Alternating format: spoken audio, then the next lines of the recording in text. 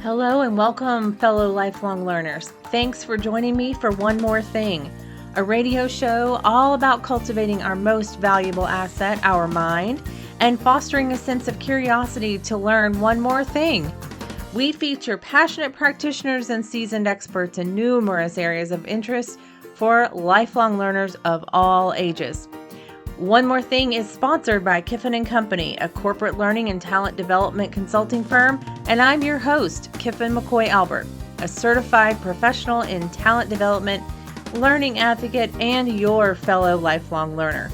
Welcome to the show. Last week, I started a conversation with Dr. Whit Gibbons, an internationally renowned herpetologist, and his grandson, naturalist and photographer Parker Gibbons. Today, my conversation with this dynamic duo continues. So let's jump right in and hear more about snakes, turtles, salamanders, and so much more.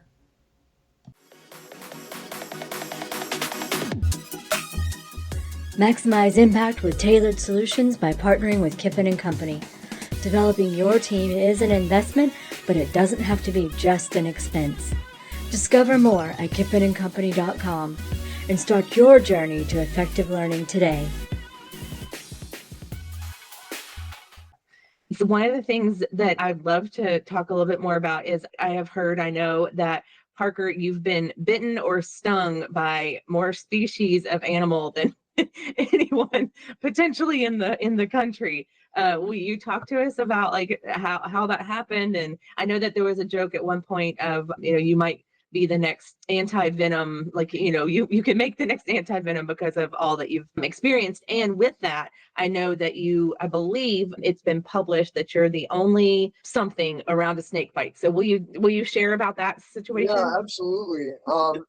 Bit of an overstatement. Hope I don't have the record. But yeah, so in 2019, I was walking a trail with a friend, and we found a cottonmouth coiled up on the edge of this little pond. And, as snake enthusiasts, we were taking pictures of it, and it skedaddled into the pond, and we wanted to see it again. It was a very small wetland, so we decided to wait, see if it would reappear. It never did. So after about 25 minutes, we got up to go leave, and another snake came down, slithered into the pond, and I lapsed in judgment for a second, stepped into the pond, and I stepped directly on top of the cottonmouth. It bit me on my ankle and venomated me. Luckily, we were pretty close to a hospital, and I was in a hospital within 30 minutes of the bite.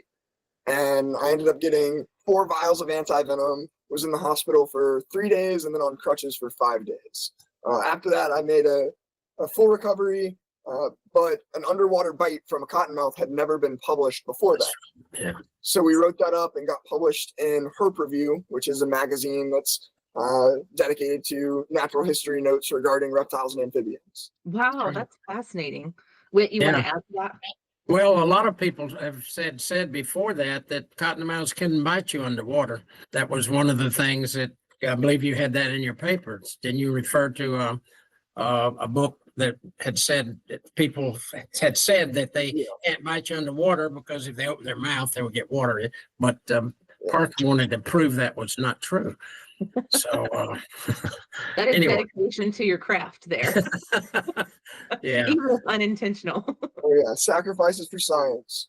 One more thing around the Parker, you being stung and bit so much, one of the things I thought would be important to say about that is even having grown up learning the proper way to handle animals and knowing, kind of what to do when you go to pick up an animal or something, that still doesn't mean that you're going to be immune to being bitten or stung. And so is most of that because you did something wrong? Is it just in the way that you held them? Is going to happen sometimes? I want to talk about this because I think that those people who do have an interest in animals and do want to pick them up, do want to see them, all of that, and they don't have the education of how to handle them correctly, that's putting themselves in even more danger. And I wanted to highlight that with what you've been through. Yeah, so in regards to the cottonmouth bite, that was a freak accident. But when it comes to handling venomous snakes, there are proper protocols. You got to use a snake hook. You should never put your hands on the snake.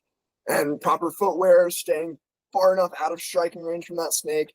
If you're doing it right and following the right protocols, there really isn't too much to worry about. But mistakes do happen, and you need to be on your toes and keep that from happening. Sometimes just accidents happen. I think anybody that works, most herpetologists that work with snakes are very careful of what of how to handle them. And well, not handling them, it's probably a great part of it, but how to deal with them. And there, as Parker said, a lot of there are protocols that we all use. Well, I shouldn't say we all use it, because herpetologists do get bitten. In fact, herpetologists are probably one of the more likely people to get bitten a lot of times. But these animals are not trying to hurt anybody. They're just trying to protect themselves. And got an arsenal that we don't want to mess with. So I think the key here is that we want to encourage people to take an interest in nature and the creatures that are out there, but handling them without knowing those proper protocols is what you want to avoid to help you avoid getting bit. Yeah, snakes are, they're sort of like the roller coaster on the amusement park. It's the excitement of finding one, and of course you don't jump out of the roller coaster, you stay in it, and it's an exciting ride. Finding a venomous snake and watching it from a distance can be really exciting, and you just have to remember it could be dangerous if you get too close, but you don't walk around being afraid of them. For people who are really interested in nature and think that it might be something they want to pursue as a career, do you have any advice for them, especially, and this is to both of you, because, Whit, you go in the academia route and could probably take an hour or more to tell us your whole journey. And then Parker, with yours being much more experiential versus academia, what advice would you give? Well, I'd say to enjoy nature, get out in nature, get out there, get out there and if you're don't feel comfortable doing it yourself, find somebody that does, and you'll learn a lot. And it's a change. It changes every day, every season, every day. When we go out in the field, I see something new every time. And if I'm with somebody else, I always learn something from them. They may learn something from me, but I learn something from them, or people ask questions. So I think it's fun to get out in the field with other people. And I think that's what Parker does, is constantly with groups of people that I'm sure, don't you find that a lot of them ask questions that make you think about? Yeah. Networking and connecting with people is definitely a great place to start. There's a lot of different societies, like herpetological societies and naturalist groups that go out, and you can join those and connect with people and get involved with that sort of stuff. Yeah, every state, every region, practically probably every big community, urban area, in fact, has clubs or groups that nature groups of different kinds, and that you can connect up with. And a lot of them in South Carolina, I know, and certainly in the Southeast, they take field trips. They have organized field trips that are just open to whoever wants to join. That's one thing anybody, I think, can do in an area, is reptile clubs or naturalist groups. Herp society.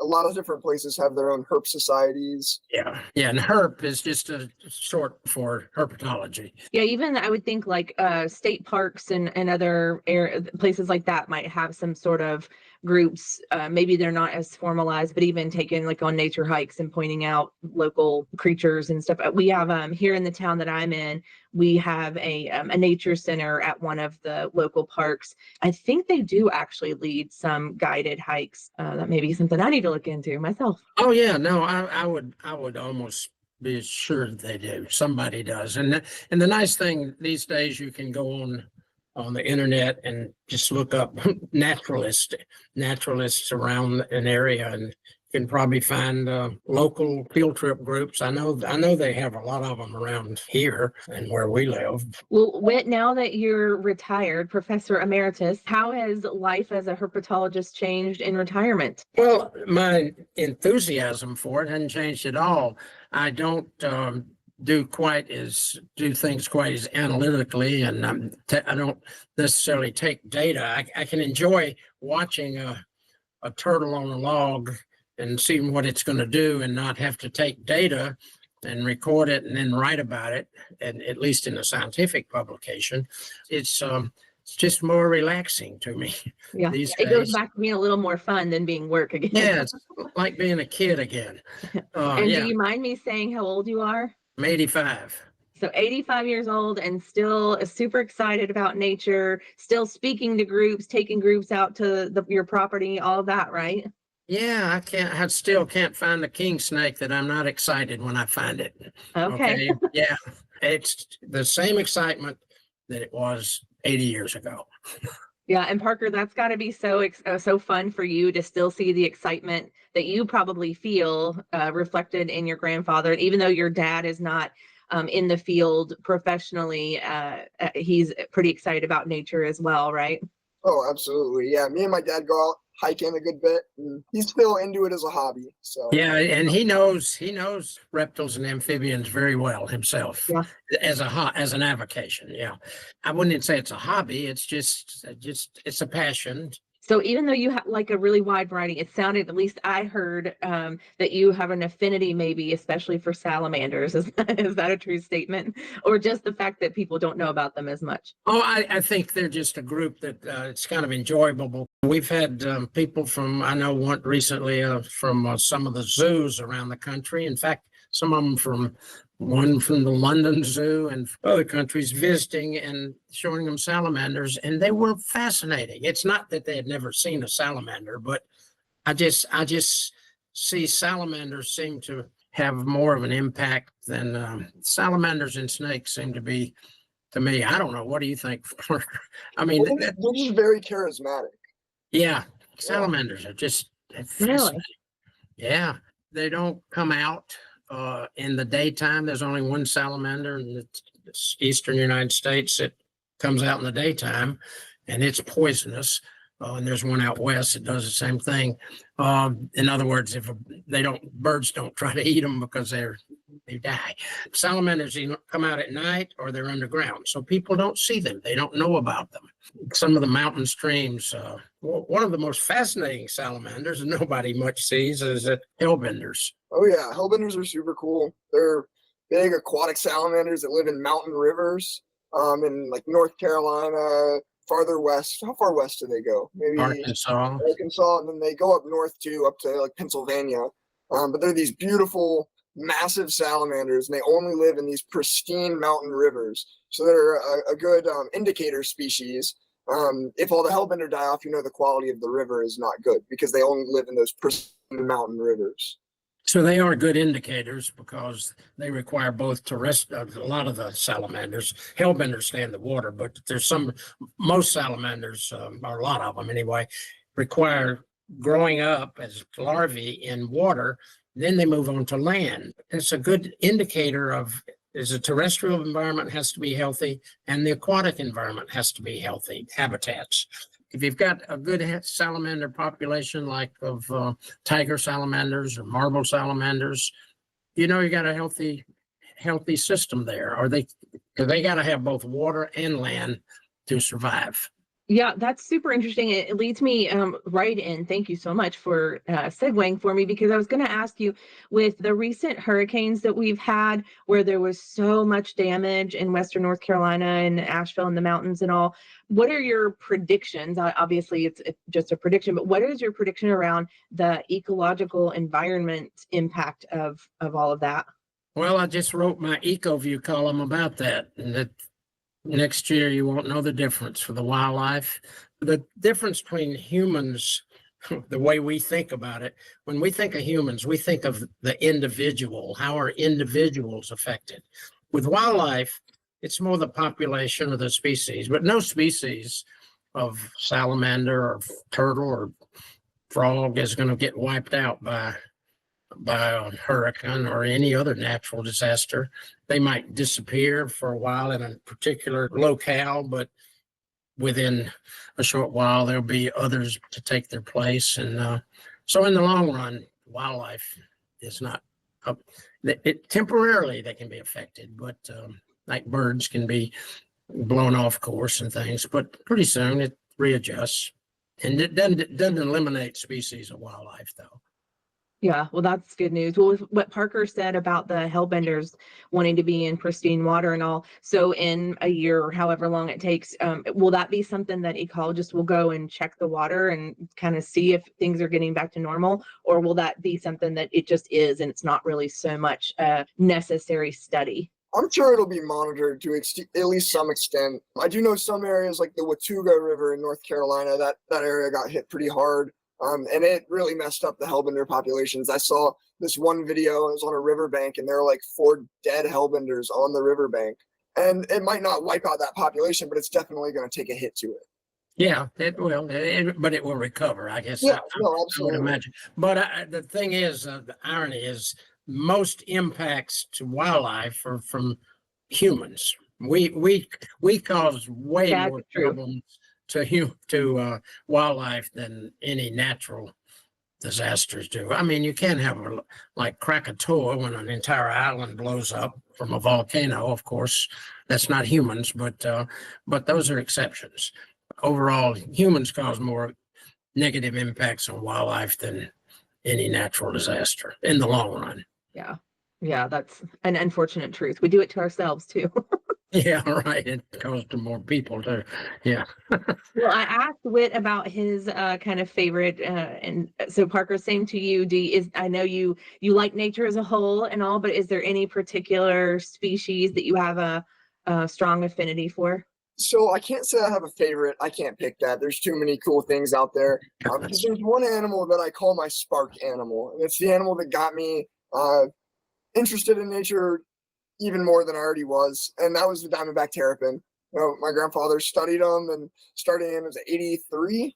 1983, your dad caught the first one in our study. Yeah. Yeah, and that study went on twice a year and still goes on to this day. And so I grew up helping out with that, and it just became my favorite turtle and became my spark animal.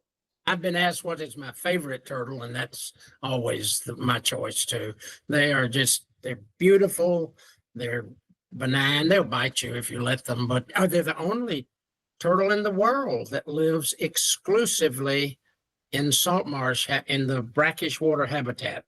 They don't live in fresh water. They don't live in the ocean. They can enter those areas, but they live, and there's no other turtle that lives exclusively in brackish water anywhere in the world. They live from New England all the way around to Texas, along the coast, only on the coast. And they're another, as Parker mentioned earlier, about indicator species. They're a great indicator of how well a coastal environment is doing, because diamondback terrapins, and I know for a fact that the ones we studied on Kiowa Island, they've undergone Hurricane Hugo, for instance, in 1989, and we didn't see any effect in the population. When the hurricane came, they went down in the mud, and when it was over, they came back out. So and Parker, tell them about the one you caught some the other day. How old were they, or how? There was one turtle we caught that was first caught in 1991, and it had been caught 25 times since then. And then there was one that was caught in 2006, and it was only the second time that turtle had ever gotten caught. So it had gone missing for a whole long time. Yeah, Oh. some of these little terrapins are, there's no bigger than a dinner plate. That would be a big one. We know they are over 30 years old because we've been catching the same individual for over 30 years. Oh, So, wow. and when we first caught them, they were adults. So they're exciting species. There's a craft brewery in Athens, Georgia called Terrapin Beer. I don't know if you have heard of it, but I wonder if, do you know those folks? I've got a bottle of it I keep here at the house to show people. Yeah. Oh yeah. I was just wondering, I wonder if the founders of that, somehow your turtle studies influenced the name of their beer company. I don't know. Maybe it was one of my students. I don't know. Yeah, it could have been. Very cool. Just thinking about turtles, salamanders, snakes, frogs. With the books that you've written, Whit, I think you have multiple books that are specific to a species. Is that correct? Well, not to a group of species. Yeah. Well, like we have a series of 5 books that are strictly about, one of them is turtles of the Southeast, snakes of the Southeast, frogs and toads of the southeast, lizards and crocodilians of the southeast, and salamanders of the southeast. And it's a series published by the University of Georgia Press that is a field guide series. So you can take those books, and if you want to identify an animal, a reptile or amphibian, you can find it because it's got lots of photographs and descriptions of them in there. And then Parker has a book. What's the title of it, Parker? Aquatic and Terrestrial Vertebrates of the Black River Cypress Preserve. It was a 1.5 year long study on this property where we just did an assessment of all the reptiles, amphibians, fish, and mammals that were found out there. Yeah. Oh, that's awesome. It's a field guide for somebody. So somebody in that area, the Black River is along the area of north of Charleston, along the South Carolina coast. Beautiful river and swamps. Using that book, you can find if any mammal or the freshwater fish or reptiles or amphibians, you can identify what you find. Yeah.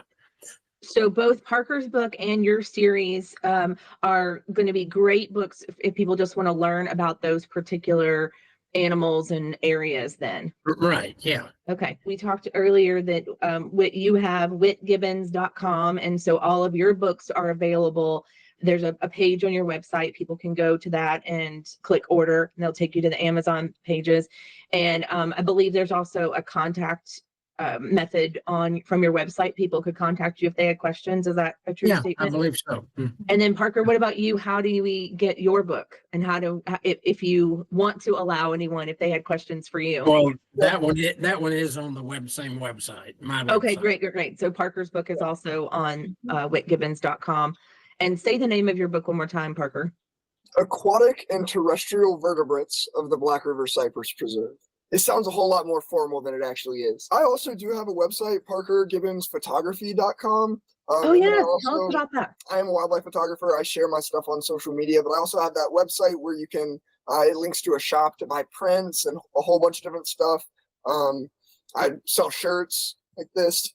Oh, yeah. So just for the folks who were just listening and not seeing our video chat, Parker's wearing a shirt that was created from photographs that you did? Yeah, right? All of these are moths that I photographed while doing some light trapping, which is where you hang a big white sheet and shine a light at it, and moths are attracted to that light.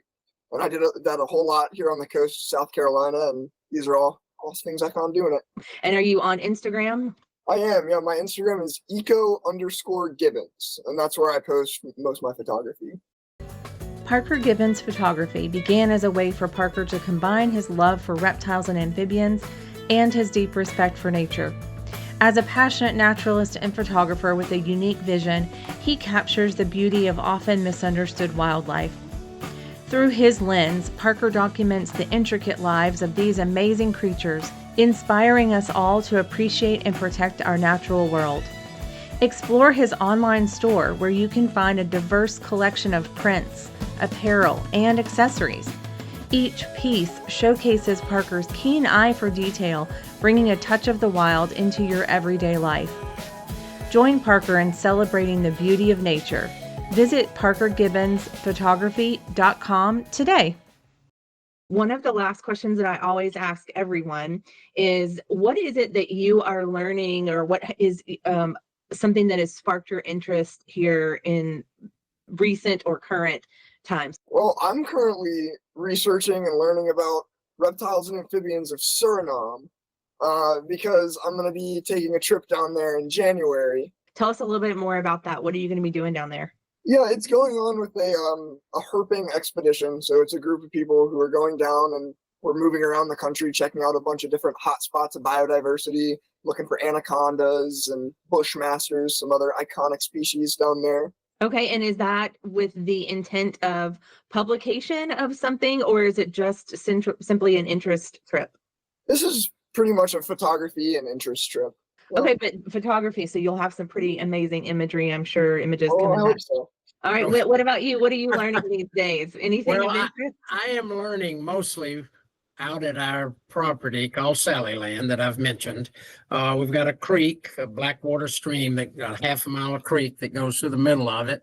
And I am still for several years, 15 years since we've been doing this. Parker's starting, but he caught the first animal out there. It was a salamander, actually, when he was just a little child. And we've been keeping an inventory of what we catch out there. And so every year I keep field notes every day when I go out, building on that base of information of what have we found. And just so the challenge is, it's like stamp collecting. I want to see what else do we have out there that I haven't found yet. And we find something new every year. Probably not a month goes by that we don't find something. I'm talking about all kinds of animals and plants. Had lots of experts come out, and I've botanists, entomologists, butterfly people, Odonate Society, that's dragonflies. We found a new dragonfly last month, for instance, that we hadn't found before. They're there, but some of these animals are very secretive, and they're not as obvious as you might think they would be. And so that's sort of my ongoing enjoyment, is adding to something new and finding out about what it does, what its life is all about. And there's endless array of things to look at. Plus, we have a joint project. Parker and I have been asked to do another survey on in the Black River area of South Carolina. Do another inventory of what reptiles, amphibians, and mammals and fish are on it as well. It's a different area than we had done before. So we're going to do that this year. And that's, again, it's a project that has it's a never-ending project, because you always can find something new, but that's what we're going to focus on for part of this coming year. Oh, that's exciting. So when should we look for something to come out of that? 1 year from now. A year from now. I like it.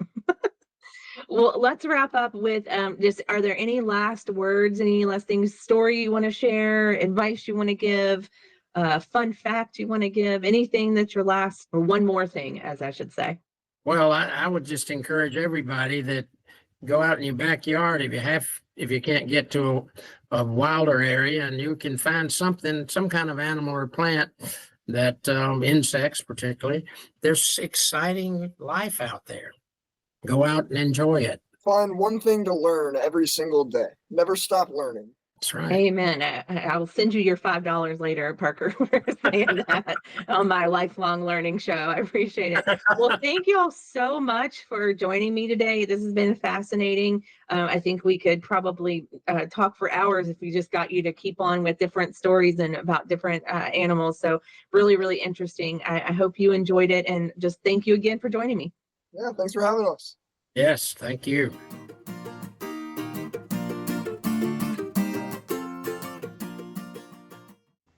Thank you again to my guests, Whit and Parker. Thank you to today's sponsor, Parker Gibbons Photography. Not only are his photos of nature incredible, he also has an online store with apparel, bags, and novelties featuring his stunning photos. Check it out for yourself at parkergibbonsphotography.com. And thank you for listening. We'll be back next week with a brand new guest sharing about another lifelong learning topic so that you can learn about one more thing. You've been listening to One More Thing, a radio show on the Power Me Up radio station on iHeartRadio. I'm your host, Kiffin McCoy Albert. Thank you so much for listening, and I look forward to you tuning in next time as we continue cultivating your mind with one more thing.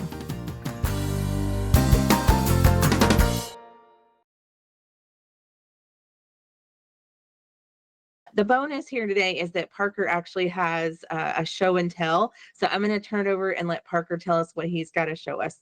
Yeah, so this is my friend Daisy here. Daisy is an alligator snapping turtle. And I use her for outreach events. She goes to schools and to other places to teach people about reptiles and amphibians. She's a small snapping turtle. They will get a lot bigger than this. They can get over 150 pounds, live over 100 years. She's only about 15 years old. So is she happy about you holding her? She would much prefer to be back in her pond, which is where Wait, hey, right after get it closer to the camera so you can see the tongue. Try and get the right angle. I saw it for a moment there. You can Because see this it? is the only turtle there, that pink area, it looks like an earthworm. They sit on the bottom with their mouth open and they wiggle that tongue as a lure, and fish will come in to get and then they eat them. And it's the only turtle in the world that uses its tongue as a lure. I don't want to drip it over the laptop too much. Oh yeah. Yeah, that's Daisy.